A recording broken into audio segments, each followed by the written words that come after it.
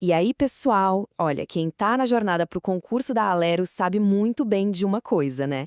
A FGV adora uma armadilha nas questões de Excel. E é por isso que, nesta análise, a gente vai fundo para desvendar não só as funções que mais caem, mas a lógica, o jeitinho que a banca usa para confundir.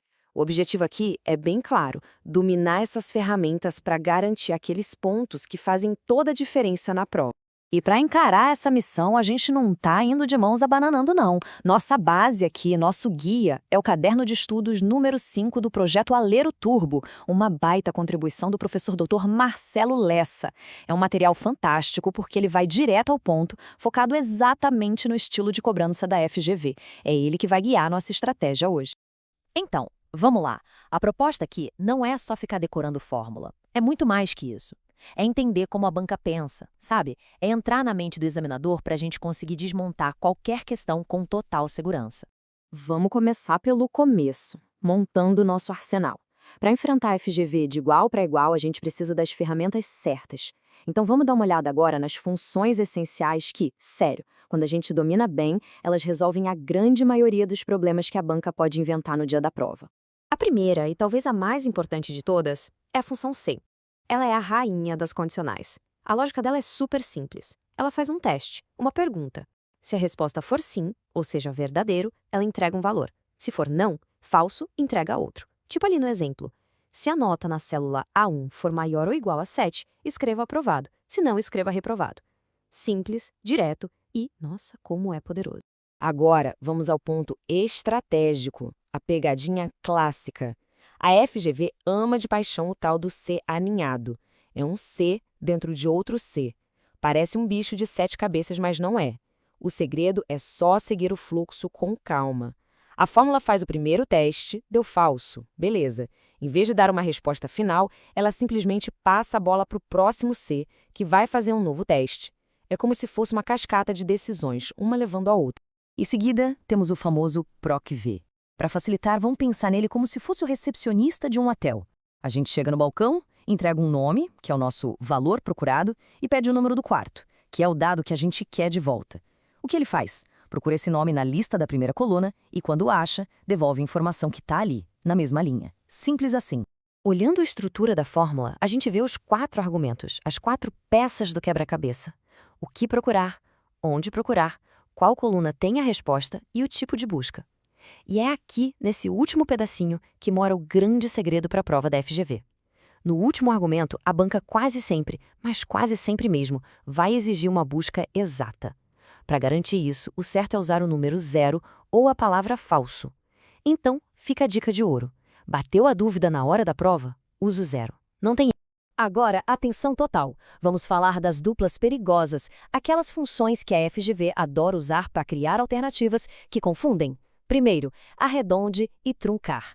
Parecem a mesma coisa, mas não são. O arredonde segue a regrinha da matemática, arredondando para cima ou para baixo. Já o truncar é bruto. Ele simplesmente corta os decimais e ignora o que vem depois. A outra dupla é continuum e conte-valores. O continuum, como o nome já entrega, só conta células que têm números, e um detalhe que derruba muita gente: 0 é número. Já o conte-valores conta qualquer célula que não esteja vazia, não importa se é número ou texto. A banca adora trocar uma pela outra nas opções. Muito bem. Com o arsenal preparado, é hora de ir para o campo de batalha, né? Vamos analisar agora algumas questões no estilo exato da FGV para ver se a teoria toda funcionando na prática.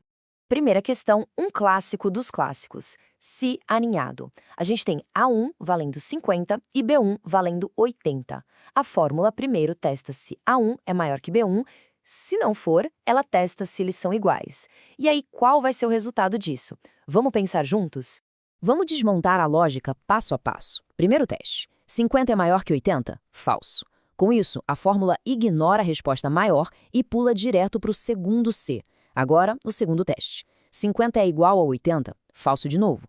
Bom, se não é maior e não é igual, só sobrou uma opção. A fórmula entrega o último resultado disponível, o valor se falso do segundo C, que é menor. Resposta correta, menor. Viu? Sem mistério. Vamos agora para uma questão que é a cara do PROC-V. A gente tem uma tabela com matrícula, nome e salário. A matrícula específica que a gente quer buscar está ali, guardada na célula E1.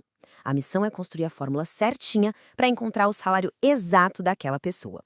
Vamos montar essa fórmula juntos, seguindo a lógica da tabela. O que a gente procura? A matrícula, que está em A1. Onde procuramos? Na tabela inteira de dados, de A1 até C100. Beleza. Qual coluna tem a resposta que a gente quer? O salário, que é a terceira coluna. E por último, o tipo de busca. Como a questão pede valor exato, o argumento final tem que ser o quê? 0. Juntando tudo, a gente chega na fórmula perfeita. Igual PROC-V de E1, vírgula, A1 de 2 pontos C100, vírgula, 3,0. Próxima questão, uma armadilha de contagem. Temos um intervalo com um número, o 10, uma célula vazia, um texto, outro número, o 20, e o número 0. A pergunta é, qual o resultado da função continuum nesse intervalo? Aqui está o pulo do gato. A função é conte.num. Ela só se importa com números, mais nada. Vamos lá. A1, que é 10, é número. Entra na conta. A2 está vazia, então é ignorada. A3 é texto, também ignora. A4, que é 20, é número. Conta. E o A5, que é 0? Sim, 0 é um número e entra na conta. Muita gente esquece disso. Portanto, temos 1, 2, 3 números no intervalo. A resposta é 3. Uma pegadinha clássica, mas que não nos pega mais. Para a gente fechar com chave de ouro, vamos para o nosso resumo de ouro. É uma revisão rápida, direto ao ponto, com os pontos mais críticos extraídos lá do fichamento do professor Lessa. É para fixar o que é mais importante. Primeiro, a diferença crucial entre máximo e maior. Máximo é bem simples. Ele olha todo mundo e aponta o campeão, o maior valor de todos. Já a função maior é mais sofisticada. Com ela, a gente consegue definir qual posição do ranking queremos ver, como, por exemplo, o segundo maior valor ou o terceiro e assim por diante. É um pódio, não apenas o primeiro lugar. E para reforçar de vez, truncar contra a rede. Olhem um exemplo. Truncar 5,8. Simplesmente joga fora o 0,8 e o resultado é 5. Ponto final. Já o arred 5,80 vai analisar o decimal e como 0,8 é maior que 5, ele arredonda para cima. O resultado vira 6. É uma diferença sutil, mas que define se a questão estará certa ou errada. E para a gente ir finalizando, o professor Lessa nos deixa uma reflexão muito poderosa. Ele conecta todo esse conhecimento técnico a um propósito bem maior, usando uma citação que fala sobre planejamento, sobre calcular os custos antes de começar uma grande obra. E a reflexão que ele faz é essa. Dominar uma ferramenta como o Excel não é só sobre passar num concurso. É muito mais. É sobre desenvolver organização mental, prudência, qualidades que são absolutamente indispensáveis para quem vai cuidar do que é de todos nós. Gerir o bem público. É uma habilidade fundamental para o futuro servidor. E com essa mensagem, a gente conclui essa análise estratégica. Fica a lição. Dominar o Excel para a FGV não é sobre decorar, é sobre pensar estrategicamente. Agora, com um arsenal muito mais afiado, a pergunta que fica é: qual será o próximo desafio que vamos dominar juntos? Que o planejamento de cada passo continue firme, pois o sucesso é consequência natural disso. Até a próxima!